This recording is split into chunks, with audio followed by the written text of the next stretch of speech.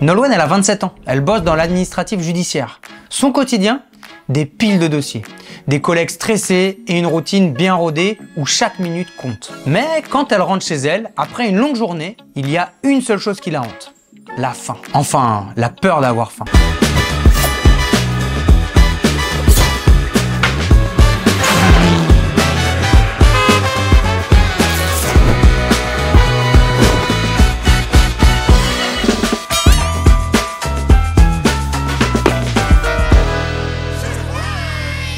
Et elle sait de quoi elle parle. Nolwenn a déjà essayé de perdre du poids. Elle a réduit les portions, mis moins de sauce, remplacé les frites par des légumes vapeur. Le résultat?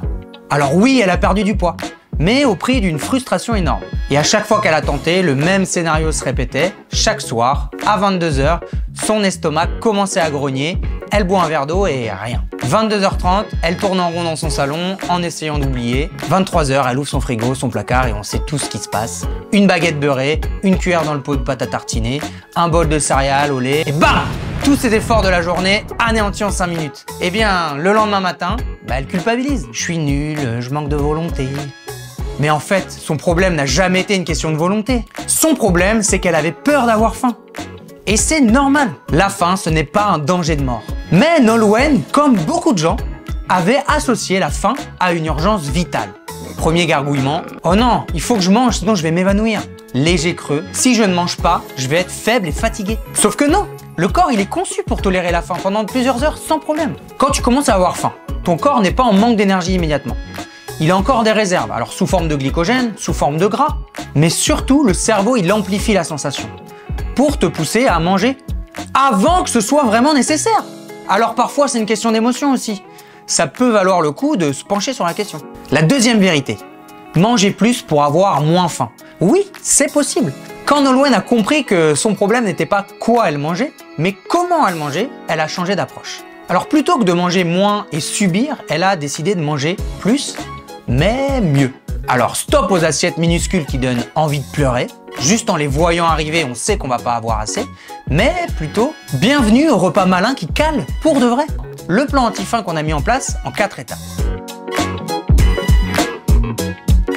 En 1, protéines à gogo.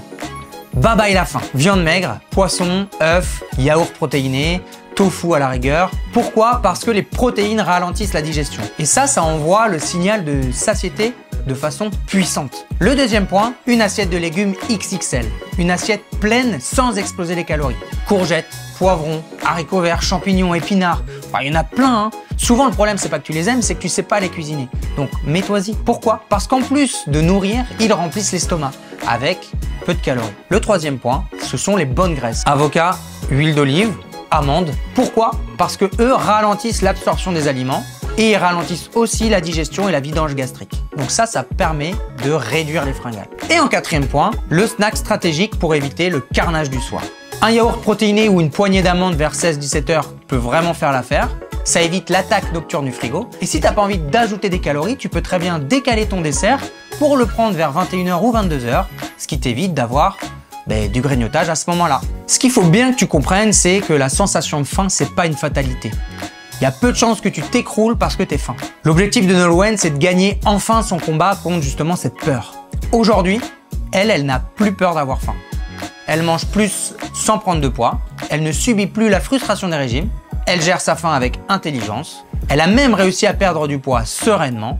Et surtout, elle sait maintenant qu'un petit creux n'est pas la fin du monde. Est-ce que toi, tu la perçois, cette sensation de faim? Est-ce qu'elle te fait peur? Dis-moi en commentaire si toi aussi, tu as déjà eu peur d'avoir faim en essayant de perdre du poids. Et si tu veux plus de conseils, n'oublie pas de t'abonner. Bye!